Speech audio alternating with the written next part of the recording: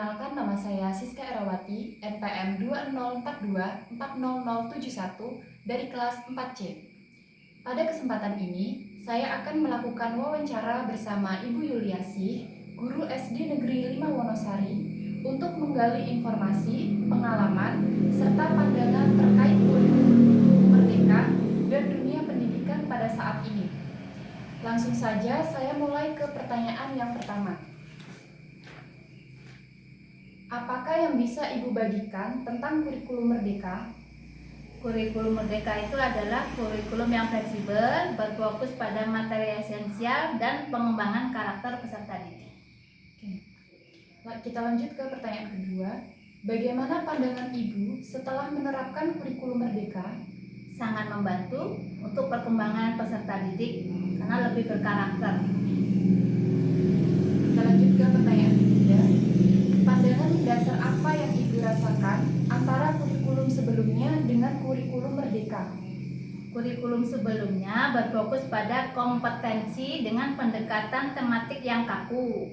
Sementara untuk kurikulum merdeka menekankan materi esensial dan pembelajaran yang lebih fleksibel, yang bermakna sehingga anak-anak lebih memahami berdasarkan pengalaman. Selanjutnya, apakah yang Ibu sukai dari implementasi kurikulum merdeka?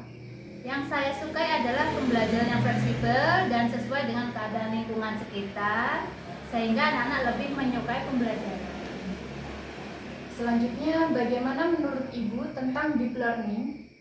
Menurut saya, deep learning itu lebih menyenangkan bagi siswa karena pembelajaran yang kontekstual atau pembelajaran yang sesuai dengan keadaan yang mereka alami sekarang. Bagaimana menurut Ibu tentang 7 kebiasaan anak Indonesia hebat?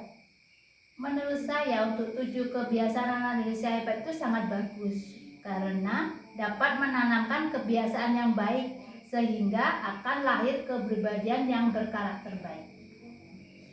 Apakah Ibu terlibat pada kelompok belajar atau organisasi belajar seperti GSM, Gerakan Sekolah Menyenangkan, BGBL, Bantu Guru Belajar Lagi, ataupun SGI, Sekolah Guru Indonesia, ataupun yang lainnya? Ya.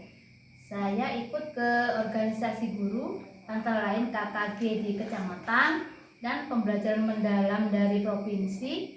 Dan sekarang ini saya masih mengikuti pelatihan pembelajaran bahasa Inggris untuk guru sekolah dasar.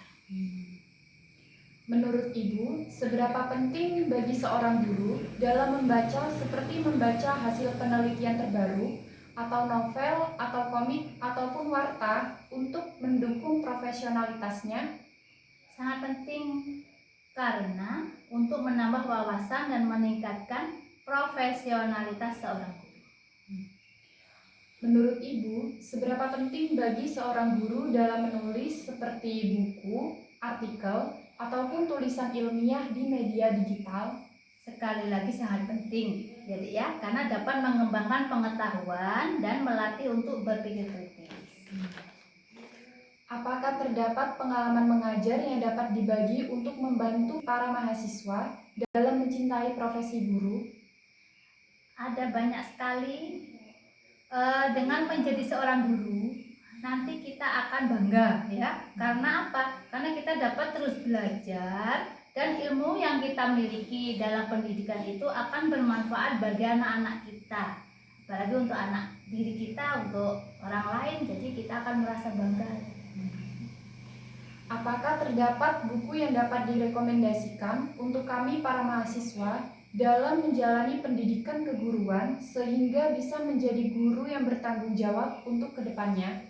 Ada buku, itu adalah buku pedagogi guru karena di dalamnya berisi tentang pengetahuan dasar tentang ilmu pendidikan, diantaranya problematik pendidikan, filosofis dan sosio budaya dari pendidikan. Baik, pertanyaan yang terakhir. Keterampilan apa yang Ibu sarankan untuk kami para mahasiswa pelajari agar menjadi guru yang ideal? Jadi keterampilan yang saya sarankan adalah keterampilan tentang pengelolaan kelas, karena dapat menjadi kunci penting dalam meningkatkan semangat belajar siswa. Karena menjadi seorang guru itu kita harus menguasai pengelolaan kelas. Karena apa ya? Kalau tidak dikelola dengan baik, mungkin kelas kita akan tidak teratur, apalagi kalau kita ngajar anak-anak SD. Jadi menjadi seorang guru itu harus pintar-pintar mengelola kelas. Baik Ibu, mungkin cukup itu saja pertanyaan dari saya. Terima kasih banyak Ibu sudah meluangkan waktu untuk diwawancarai dan berbagi pengalaman. Saya juga mohon maaf jika selama wawancara ada kata-kata yang kurang berkenan terhadap Ibu. Saya akhiri, wassalamualaikum warahmatullahi wabarakatuh. Waalaikumsalam warahmatullahi wabarakatuh. Ya, makasih Bu. Ya, sama-sama.